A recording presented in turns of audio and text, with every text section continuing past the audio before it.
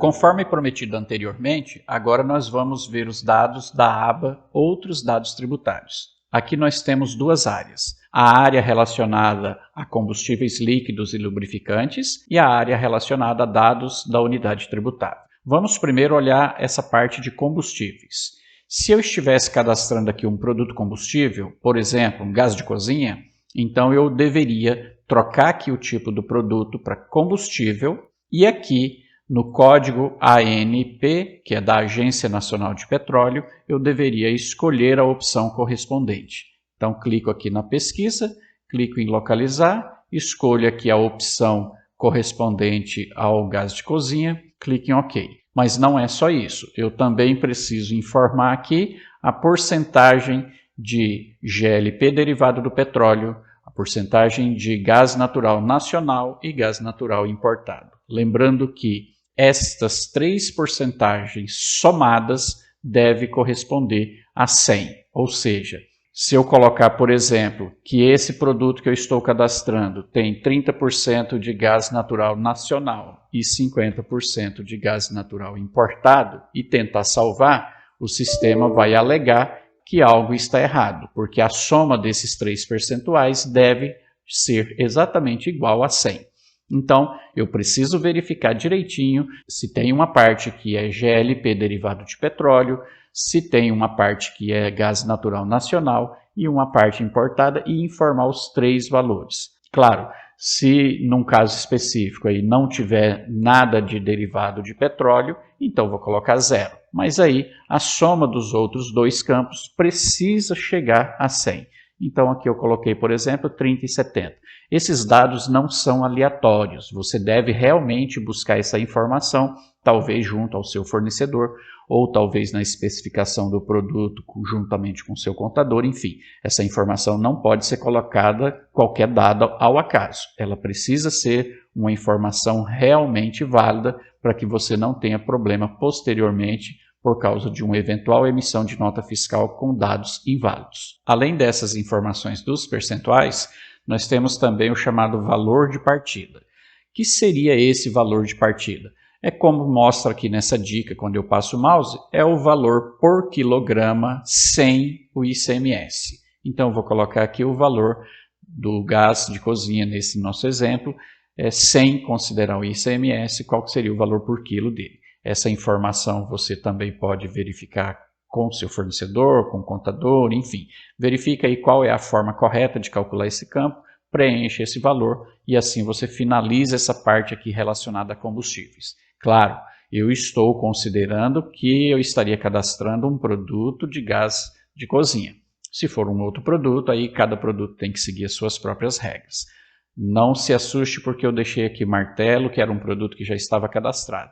Como aqui é só para explicar esse conteúdo, eu não cheguei a trocar aqui a descrição, mas o correto seria que eu estivesse cadastrando o produto de gás de cozinha.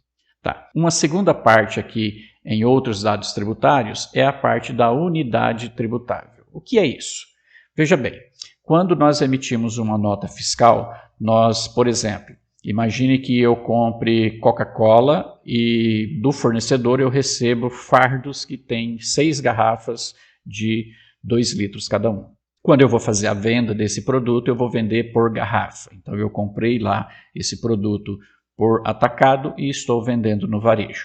Algo semelhante ocorre com alguns produtos, não é com todos, mas ocorre também na parte de emissão de nota fiscal. O que é isso? O que eu estou querendo dizer é, para alguns produtos, o governo interpreta que a unidade tributável do produto é uma específica, embora eu possa comercializar esse mesmo produto em várias unidades. Eu posso, de repente, comercializar em caixa com 48, em caixa com 24, caixa com 12, ou posso comercializar por unidade e assim por diante. Porém, para o governo, pode existir uma unidade tributável que é padrão. Quando isso acontece, eu preciso tomar o cuidado de, nesses dados da unidade tributável, informar como é que o governo espera que esse produto seja tributado.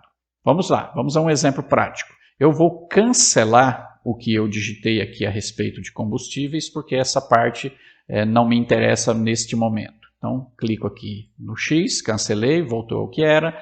E agora vamos pensar aqui o seguinte. Vamos supor que eu esteja vendendo martelo por caixa e não por unidade. Mas o contador, de repente, me informa que esse produto é tributável por unidade e não por caixa. O que eu vou ter que fazer? Então, considerando aqui, vamos supor que esse produto seja tributável por caixa, que venha 12 martelos em uma caixa, mas a tributação é por unidade. Então, aqui em cima eu deixo da forma que eu vou comercializar e aqui na unidade tributável eu vou colocar a forma como o fisco, como o governo quer que esse produto seja tributado. Então, vou colocar aqui, nesse meu exemplo, que esse produto, do ponto de vista da tributação, ele deve ser considerado como unidade. E, claro, se ele é considerado diferente da unidade comercial, eu também preciso informar qual é o código de barras, ou seja, o JETIN da unidade. Nesse exemplo aqui, então, nós teríamos na parte aqui de cima o código de barras da caixa, nesse exemplo hipotético, e aqui embaixo eu teria o código de barras da unidade, que seria da unidade tributável. E aqui o campo quantidade, o que eu vou fazer? Esse campo quantidade é para fazer uma conversão entre a unidade comercial, que é a unidade que eu estou comercializando o produto, e a quantidade correspondente de unidades tributáveis. Na prática, eu vou fazer o seguinte: se eu comercializo o produto em caixas de 12 unidades, então aqui eu vou colocar 12.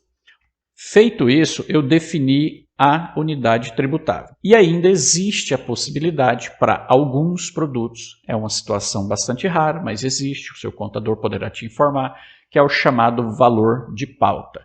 O valor de pauta é basicamente qual valor que será utilizado como base de cálculo na hora de calcular o ICMS, por exemplo. Tá? Essa informação, tanto das unidades tributáveis quanto do valor de pauta, você deve confirmar com seu contador caso você não tenha certeza do que você deve fazer para cada produto seu aí na sua empresa.